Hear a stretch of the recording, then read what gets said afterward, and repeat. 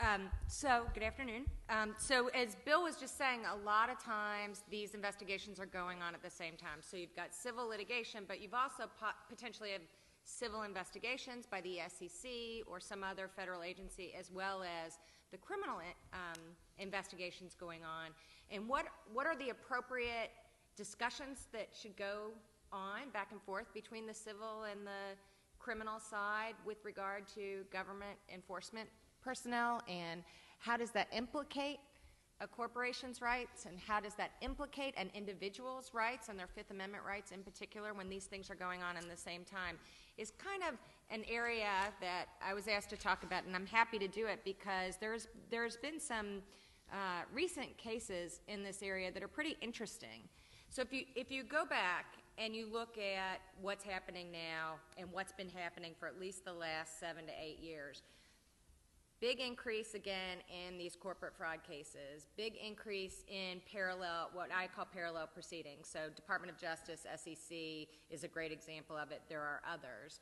And big focus on government efficiency and getting to the bottom of these investigations. And at the end of the day, a lot of times what you'll see is the SEC and the Department of Justice come out at the same time with their enforcement action. So, you know, the SEC will have an announcement that they're taking such and such enforcement action against the corporation, and the Department of Justice will say, you know, they've resolved their matter with the corporation as well, and oh, by the way, there are these individuals that are charged both in the SEC system, civilly, and in the criminal system.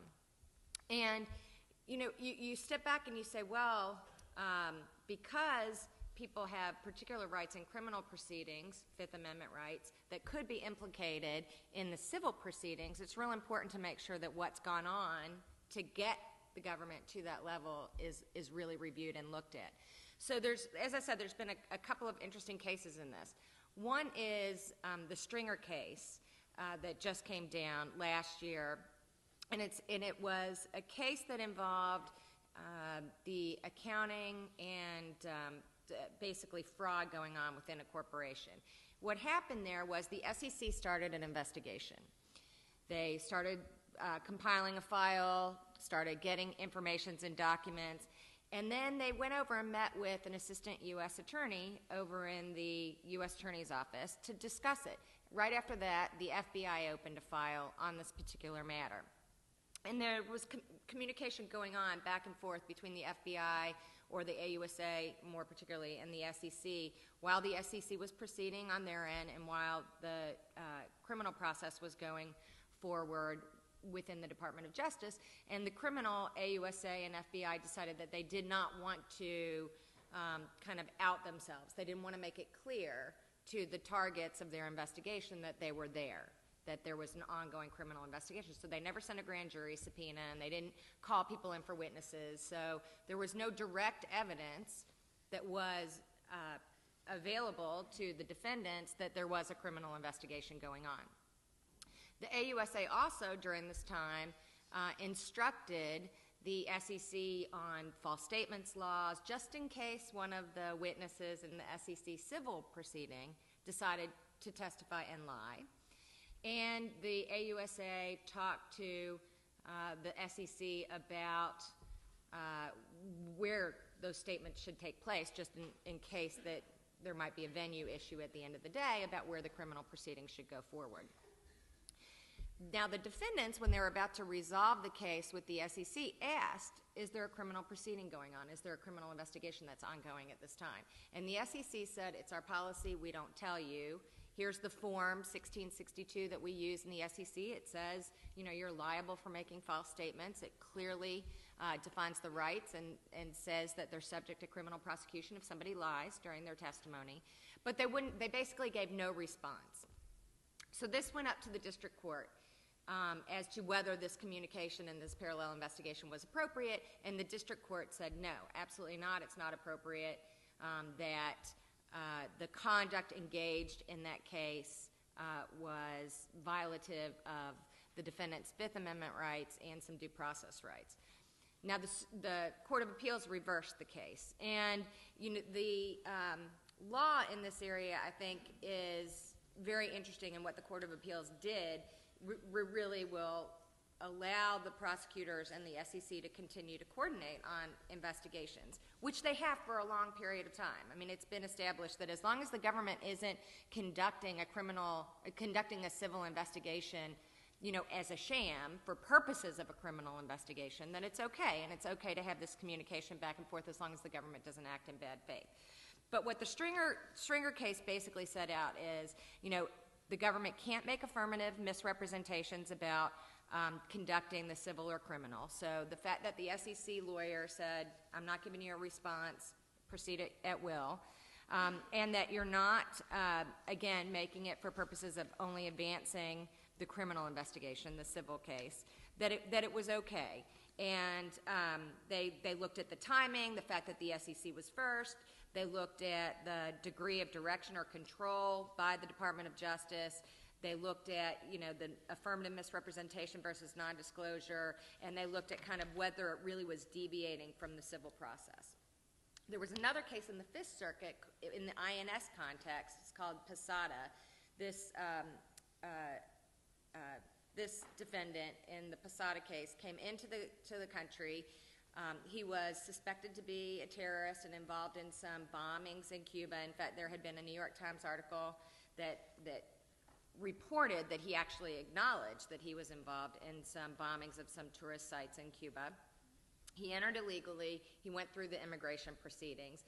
And at one point, he actually filed for a naturalization because of some time that he had spent in the U.S. And so he started the proceeding. When he went for his naturalization interview, or should I say prior to that, the INS lawyers met with the criminal prosecutors, got information about all of these suspected activities by Posada, and so the interview at the INS, which generally lasts about 30 minutes, lasted 2 days, and went into all sorts of questions about his prior acts based on information, I think, that was given by the prosecutors. Again, he lied in his interview. Department of Justice then comes out with an indictment charging the false statements. The district court suppressed the statements and dismissed the indictment, finding that the government's contact was shocking and outrageous.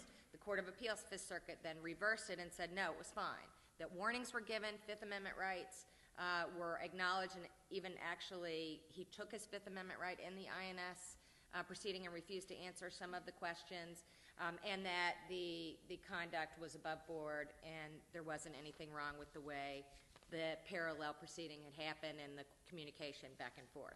So I think, what does that say? It's that these proceedings are going to go forward and they establish and support the ongoing nature of the communication. It's a lot of efficiency for the government where they can share this kind of information back and forth, and it kind of helps them in that regard. But I think the interesting thing about it is, how does it affect the corporation and the corporation's rights to defend itself, and how does it impact the individual's rights and its ability to defend himself? If these proceedings go on at the same time, sometimes courts will stay one, and the civil matter will be stayed while the criminal investigation proceeds. But where they go on at the same time, somebody's called in, an employee of Bill's former company called into the SEC. It's a civil proceeding. The criminal investigation is out there. If that employee decides to invoke his Fifth Amendment right because he knows that that criminal investigation is out there, then that could be used as an adverse inference against Bill's company in the civil proceeding. And, of course, it has ramifications for civil litigation as well.